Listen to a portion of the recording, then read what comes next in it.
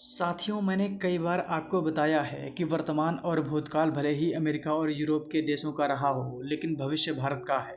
Donald Trump जैसे कई राष्ट्रपति अमेरिका में आएं और चले जाएं, वो भारत की रफ्तार को कम नहीं कर सकते। ये जो खबर मैं आपको बताने जा रहा हूँ, ये भारत के लिए किसी सपने से कम नहीं थी। भारत टेक्नोलॉजी और एआई का पावर हाउस बनने जा रहा है। भारत में नौकरियों की भरमार होगी। एक अनुमान के मुताबिक आगे आने वाले 10 सालों में इसी सेक्टर में 2 करोड़ नौकरियां भारत में होंगी। और ये कोई ऐसी वैसी नौकरी नहीं होंगी, इसमें करोड़ों के पैकेज होंगे। दरअसल पूरी खबर क्या है, आइए आपको इस वीडियो में विस्तार में बताते हैं। जहां डोनाल्ड ट्रंप भारत को नुकसान पहुंचाने के लिए भारत पर तमाम प्रकार के टैरिफ लगा रहे हैं, तो वहीं दूसरी तरफ अमेरिका की तमाम दिग्गज कंपनी भारत के ब्राइट फ्यूचर को देखते हुए भारत में शिफ्ट हो रही हैं। अगर दुनिया के इतिहास को देखें तो कंपनियों की वजह से ही देश बने हैं। दुबई जैसे शहर विदेशी कंपनियों की वजह से आज इस लेवल पर पहुंचे हैं, लेकिन अब भारत भी इसी रास्ते पर है। अमेरिका की माइक्रोसॉफ्ट, गूगल, अमेजॉन जैसी कंपनियां भारत में कई बिलियन डॉलर का निवेश करने जा रही हैं।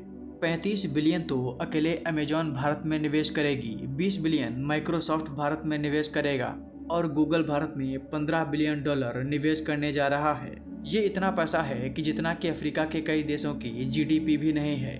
ये कंपनियां भारत में कोई लंबे समय में ये पैसा निवेश नहीं करेंगी, बल्कि 2029 तक ये भारत में पैसा इन्वेस्ट कर देंगी। एक अनुमान के मुताबिक इससे भारत में 2 करोड़ नौकरियां बनेंगी। इतना ही नहीं, भारत में बड़े लेवल पर डेटा सेंटर बनाए जाएंगे।